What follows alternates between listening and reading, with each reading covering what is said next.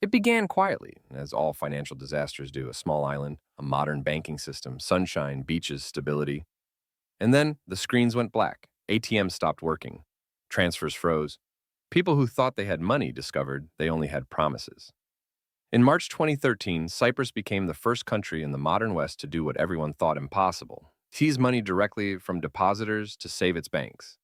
They called it a bail-in. But to those standing in line outside shuttered branches, it felt like daylight robbery sanctioned by law. The rich called it reform. The middle class called it theft. And the world called it a warning. Because what happened in Cyprus wasn't a local accident. It was a glimpse into the future, a system where, when the illusion cracks, the cost falls not on the reckless, but on the ordinary.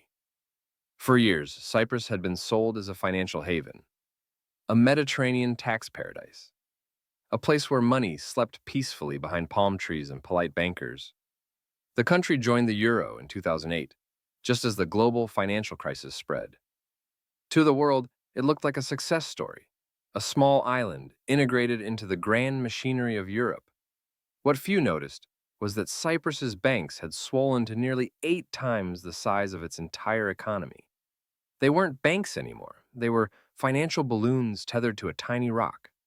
Money flowed in from everywhere: Russia, Britain, Greece. Interest rates were higher than in Germany. Depositors flocked. The banks invested those deposits in Greek government bonds and local real estate. It all seemed safe until Greece collapsed. When Greek bonds were written down in 2011, Cypriot banks lost billions overnight. The losses were catastrophic. Two of the biggest institutions, Laiki Bank and the Bank of Cyprus, were effectively insolvent. The government couldn't save them. The European Union refused a taxpayer bailout. And so, for the first time, Europe's leaders reached for a new experiment. They would rescue the banks not with public money, but with private deposits. March 15th, 2013. Cypriot citizens woke up to find their accounts locked. A weekend decree had imposed capital controls, the first in the history of the Eurozone. No withdrawals beyond a small daily limit, no transfers abroad, no exceptions. It was supposed to be temporary. It lasted for months. In that moment, the basic promise of modern banking, that your money is yours, shattered. People ran from branch to branch looking for open machines. Pensioners cried in front of ATMs that spat out "service unavailable." Parents begged for cash to buy groceries. Businesses couldn't pay suppliers. Tourists couldn't leave. The government announced the plan bluntly. All deposits above 100,000 euros in Laiki Bank would be seized to recapitalize the institution. Deposits in the Bank of Cyprus would be forcibly converted into shares, whether customers wanted them or not. It was the inversion of capitalism. Losses that should have belonged to shareholders and executives were transferred to savers. Ordinary citizens became involuntary investors in bankrupt banks. The euphemism was elegant, a bail-in. But to those watching their balances vanish, it was a confiscation.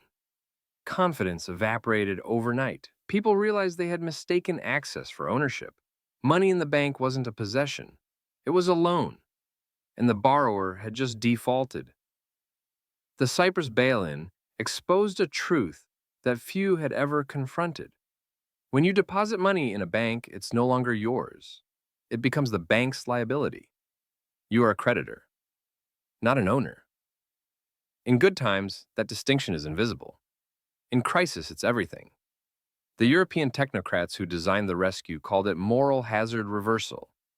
They argued depositors had chased high interest rates and should share the pain. But most had simply trusted their local banks. They weren't gamblers, they were savers. What vanished in Cyprus was not just money, it was faith. Faith that modern finance protects the innocent, that small nations are shielded by large unions, that laws guard ordinary people from elite mistakes. Instead, citizens watched international creditors dictate their fate. They learned that in a system built on leverage, there's always a hierarchy of rescue.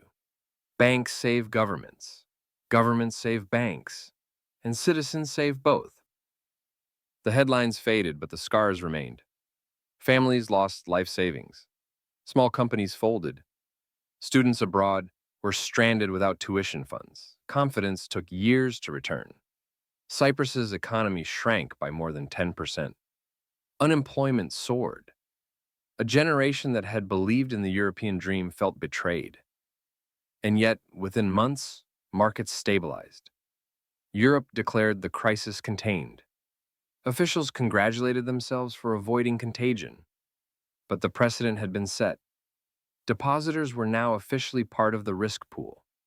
The phrase bail-in entered global vocabulary. Clean, technical, almost harmless.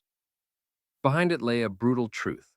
When the music stops, your savings become the system's spare parts. 6. The modern echo. The new template, the Cyprus experiment, changed the rules forever. For decades, the West had lived under the creed of too big to fail.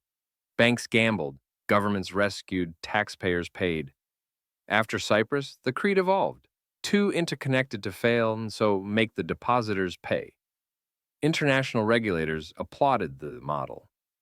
New frameworks were drafted. Bail-ins became official policy across Europe, the UK, Canada, and beyond. They were presented as fair, efficient, responsible. Few noticed what it really meant. Every citizen had quietly been conscripted as a backstop to the financial system.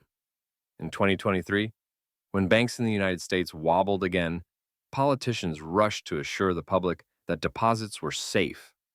But Cyprus had already shown what those words truly mean. Safe until they aren't, protected until the cost outweighs the politics. What happened on that island was a prototype, a small, controlled burn to test the machinery of crisis. And it worked. The markets calmed, the public forgot. But the mechanism remained, humming beneath the surface of every modern economy. Every financial system sells the same illusion, that safety can be guaranteed without sacrifice, that deposits are both liquid and secure, both available and insured. But in truth, these promises conflict. Banks transform short-term deposits into long-term loans. That transformation works only as long as confidence holds. When it breaks, even the strongest institution becomes a mirage. The Cyprus bail-in showed that when illusion meets arithmetic wins. The government could not print euros. The European Central Bank would not lend without conditions. So the only remaining capital was the citizen's own. The moral burden shifted downward. The people who had played no role in reckless lending paid for it anyway. In a sense, it was the purest form of capitalism. Losses internalized, gains privatized. But in another sense, it was the end of capitalism. The moment when ownership itself became negotiable. Cyprus was small, but its story was global. It exposed the fragility of systems built on leverage, confidence, and convenience.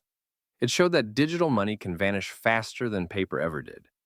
In Argentina, in Lebanon, in Greece, versions of the same pattern appeared. Capital controls, frozen accounts, quiet confiscations disguised as policy. In an age where most wealth exists as digits on screens, the question isn't whether governments can seize it. It's how politely they'll explain it when they do. Every modern depositor lives with the same risk now. Not the collapse of currency, but the flick of a switch. A regulation here, a liquidity shortage there, and the money you thought was yours becomes part of someone else's solution. In Cyprus, that flick happened in a single weekend. Today, with instant digital infrastructure, it could happen overnight anywhere. What died in Cyprus was not the euro. It was the idea that citizens and institutions share equal risk. It was trust. Money is only as stable as the belief behind it. When people believe depositors are sacred, banks function. When they doubt it, they rush the exits, and the exits close. The irony is that the bail-in was meant to restore confidence. Instead, it revealed what confidence really is, a story we agree to tell until we stop believing it. Cyprus reminded the world that finance is not built on steel vaults or digital firewalls. It's built on narrative, and narratives can change in a day. It's easy to dismiss Cyprus as a footnote, a tiny island, a unique case. But history rarely announces which tremor precedes the earthquake. When the next crisis hits, the template is ready. A weekend meeting, a closed-door decision, a calm statement on Sunday night assuring everyone it's for the greater good. And by Monday morning, the rules have changed. The lesson is simple but rarely learned.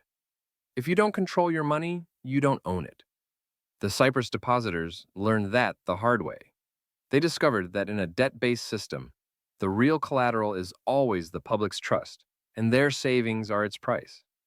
In a world of digital finance, the new safe haven is not a place, but a principle. Own what cannot be frozen. Understand what cannot be printed. Hold what cannot be negotiated away. Because when the next bail-in comes, and one day it will, the people who understand that will not be standing in line at darkened ATMs. They will have already moved beyond the illusion of safety into the reality of sovereignty. And the rest will once again ask the same question the Cypriots whispered in 2013, staring at their lifeless cards. How could this happen here? The answer then as now is chillingly simple. It already has. Thank you for watching. If you enjoyed this documentary, it would mean the world to us if you like the video or subscribe to our channel. We truly believe that understanding the past is key to navigating the future. And by studying financial history, you are better prepared to safeguard your wealth than 99% of the people out there. If you have any questions or remarks, or would like to request a video topic for our next deep dive, please leave a comment down below. We aim to reply to all of them. Until next time.